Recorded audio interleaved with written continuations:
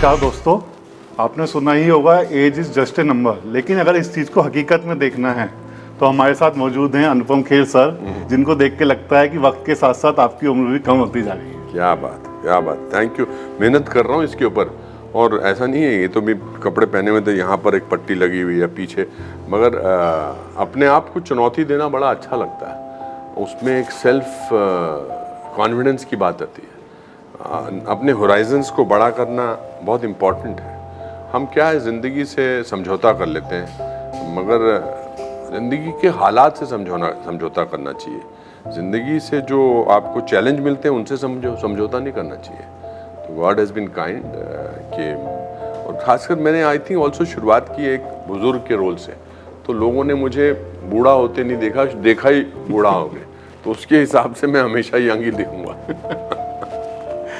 तो सर, जैसे आपने कहा कि ज़िंदगी से हार नहीं माननी चाहिए, आजकल तो लोग बहुत कम उम्र में मतलब ज़िंदगी से हार मान लेते हैं या निराश हो जाते हैं। तो वो कौन सा फैक्टर है जो आपको अभी भी मतलब इतनी जिंदा दिली जगाए हुए और आप दूसरों को प्रेरणा दे रहे हैं? As long as you are thankful to God for God, what God has done to you, जो भी गॉड आपका है, जो भी है आपको, वो आप पर डिपेंड करता है।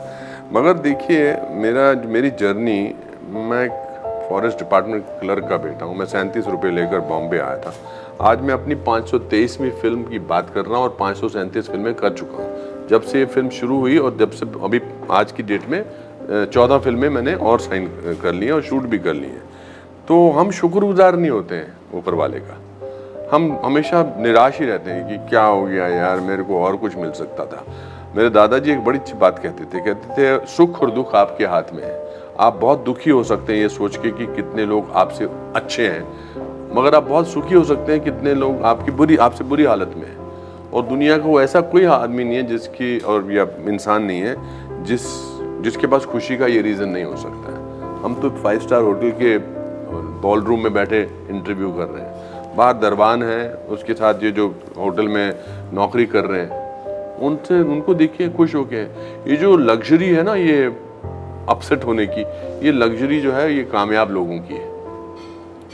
इसी ये सड़क पे चलता हुआ आदमी ये नहीं सोचता। तो मैं अपने आप को वैसे ही सोचता हूँ कि जो दिया है उससे खुश ही हो, और जो नहीं मिल रहा है उसका रंज मत कर, क्योंकि जो दिया वो इतना ज़्यादा है।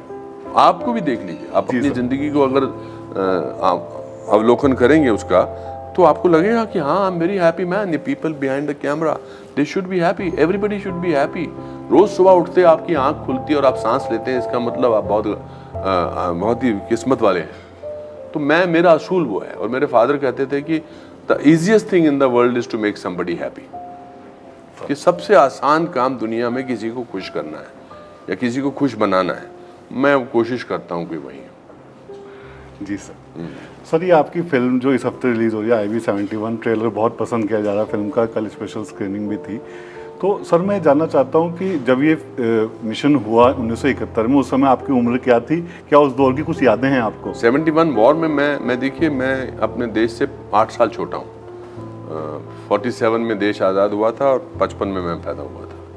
और मैंने 62 के वॉर की भी मुझे यादें हैं चाइना के साथ। 65 पाकिस्तान के वॉर की भी याद है। मगर 71 का जो वॉर था, मैं 16 साल का नौजवान था, NCC में था मैं। तो मैं गार्ड था अपने मोहल्ले का। हमारा काम था कि जैसे रात को सायरन बजेगा तो जो हमने जो ट्रेंचेस खोदी थी हमारे सामने, उसके अंदर घुसना, जो हमने अखबार लगाए थे रोशनदानों पर और खिड़कियों पर, उनका फिर रात को दौरा करना। मैं एक बहुत ही रिस्पॉन्सिबल सिटीज़न महसूस कर रहा था। इसलिए मैं जब भी देश के बारे में कोई बात होती है तो मैं बढ़ चढ़ के बोलता हूँ, क्योंकि मैंने वो दौर देखा है।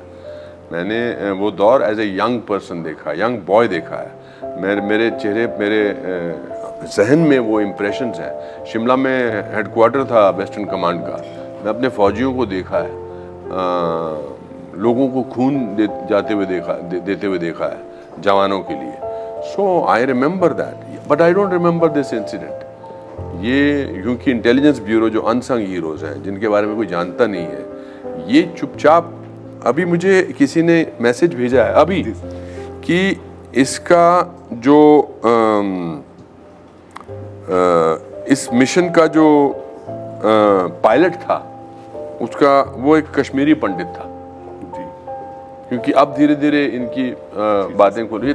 50 साल लग गए इनकी स्टोरी सुनाने में हमको, इन 30 लोगों की कहानी।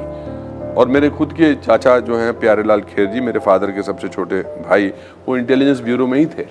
वो इंटेलिजेंस ब्यूरो में असिस्टेंट डायरेक्टर होके रिटायर हुए, मगर मुझे आज तक नहीं, हमको, मुझे क्या, मेरे फादर को, उनकी वाइफ को, उनके बच्चों को कुछ पता नहीं है कि ये क्या करते थे एक्चुअली। वो 30 लोग जो पाकिस्तान चले गए थे ये इस हाईजैक प्लेन में, जो कि इंटेलिजेंस ब्यूरो ने ही करवाया था।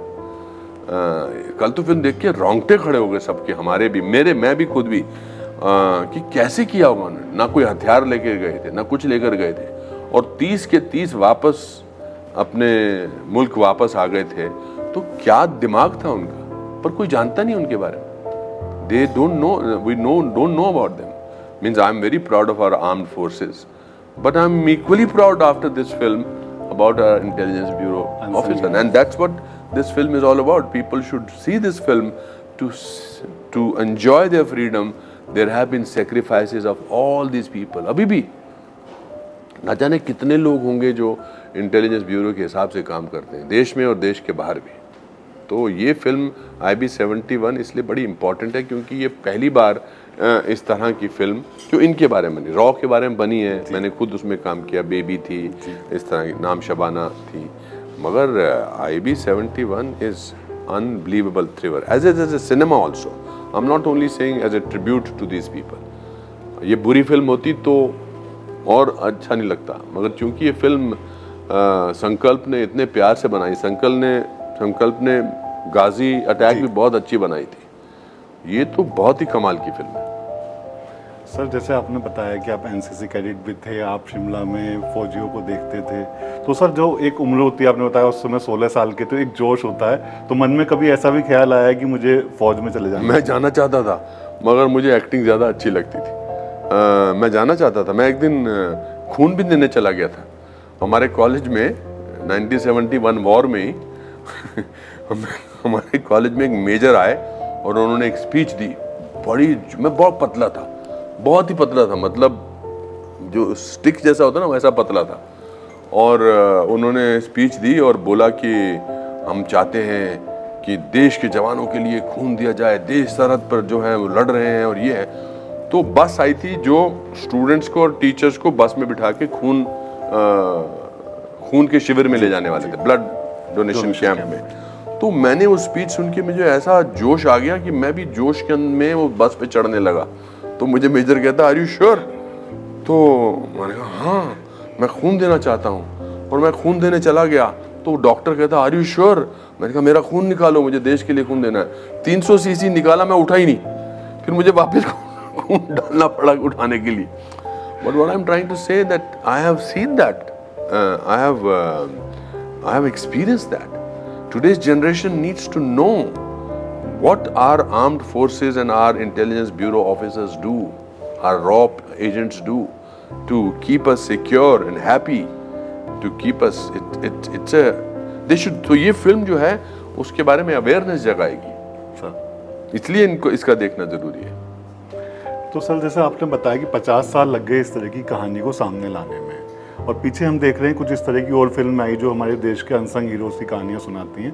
तो सर आपको क्या लगता है कि इतना समय क्यों लग गया, उसके पीछे क्या कोई वजह रही? नहीं, आई थिंक क्लासिफाइड आइटम्स हैं। I don't think people wanted to talk about it, but now ये स्टोरीज बन रही हैं। I think it's very important ये story. I am very happy कि विद्युत जो है इसने इस फिल्म को प्रोड्यूस भी किया है, विद्युत जामवाल ने। और चलिए टाइम लग गया, कोई बात नहीं। कश्मीर फाइल्स को बनाने में 32 साल लग गए, उनकी ट्रेजेडी को दुनिया तक पहुंचाने के लिए। उसकी ट्रेजेडी तो दुनिया के सामने थी, इसके बारे में तो चलो कोई जानता नहीं था, but I am happy this film got made. Sir आजकल लाइफ बड़ी अनप्रेडिक्टेबल हो गई है। पिछले दिनों आपके मित्र सतीश जी भी हमारे बीच नहीं रहे, आपने बहुत व्यथित नजर आए। तो सर यादों को सहेजने के बारे में और दोस्ती के बारे में आप क्या कहना चाहेंगे? मुझे लगता है कि दोस्ती सेलिब्रेट करनी चाहिए। सतीश का जाना बड़ा आकस्मिक हुआ, मगर मेरे लिए बहुत ज़रूरी था उनकी ज़िंदगी को सेलिब्रेट करना। हमने 48 ईयर्स अपनी ज़िंदगी के साथ में गुजारे हैं। एंड मैं कल भी रात को सोच रहा था कि उसको ये फिल्म दिखाता तो कैसी लगती। but I don't like to talk about this tragedy or this chapter of my life because घाव अभी भी जो है वो बहुत गहरा है और नज़र आ रहा है, इसलिए। सर देखा है मैंने कि आप अपने दोस्तों को बहुत सहेजते हैं। पिछले दिनों आपके ट्विटर पे डाला तो राकेश सर के साथ भी आपने पूरा समय एक दिन बिताया। मैंने ये डिसीजन, कॉन्शियस डिसीजन लिया है कि मैं उन सब दोस्तों के साथ वक्त गुजारूंगा जिनके साथ मुझे अच्छा लगता है वक्त गुजारना।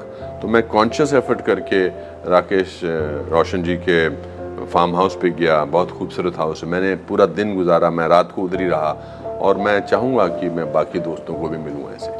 वक्त, लाइफ जो है अनप्रेडिक्टेबल है जी सर, कब क्या हो जाए कुछ पता नहीं लगता और उसके बाद फिर उनको याद करना उसका कोई मतलब नहीं है। सर जैसे ये कहा जाता है कि कलाकारों को राजनीति से दूर रहना चाहिए, मगर कुछ कलाकार हैं जो हर मुद्दे पर अपने बयान देते हैं और उन्हें लगता है कि ज़रूरी है, आप भी उनमें से एक हैं जी। तो क्या सर इसका कुछ नुकसान उठाना पड़ता है? अब नुकसान के बारे में क्या सोचना, I want to be popular with myself. जो मेरी कॉन्शियस ने मुझे कहा अगर मैं उसके बारे में ना बोलूँ, खासकर कोई अगर पूछे, तो फिर मुझे लगता है कि मैं मेरे जज्बात जो देश के बारे में है, आमतौर में देश के बारे में भी मैं ही बोलता हूँ। वो अगर हमारे देश के हमारे प्रधानमंत्री अगर देश का भला सोचते हैं और मैं उनके बारे में बोलता हूँ तो लोगों को लगता है कि मैं किसी एक खास पार्टी के लिए बोल रहा हूँ। बट जो भी देश के लिए बारे में अच्छा सोचता है मैं उनके साथ हूँ, और जो बुरा सोचता है मैं उनको I want to sort of point them out. Sir one last question, sir mother's day आने वाला है और आप अपनी माता जी के साथ बहुत अच्छे वीडियोस साझा करते रहते हैं, तो सर उम्र के साथ जो बॉन्डिंग मजबूत हो जा रही है उसके बारे में सर बताएं। मदर्स डे तो रोज़ होता है, ये तो वेस्टर्न कॉन्सेप्ट है हमारे यहाँ कि मदर्स डे। अब तो हर 365 दिन में कोई ना कोई दिन होता है जो सब बांट दिए हैं। Mothers and father, parents are the best आशीर्वाद a child can get, and I am fortunate कि इस उम्र में मेरी माँ जो है मैं उसके साथ वक्त गुजारने का मुझे मौका मिलता है। माँ बाप अकेले ऐसे दुनिया के अजूबे होते हैं जो हर बात में आपके साथ ही होते हैं, आपके साथ बुरा हो तो भी आपके साथ हैं, आपके साथ अच्छा हो, and they don't expect anything from you.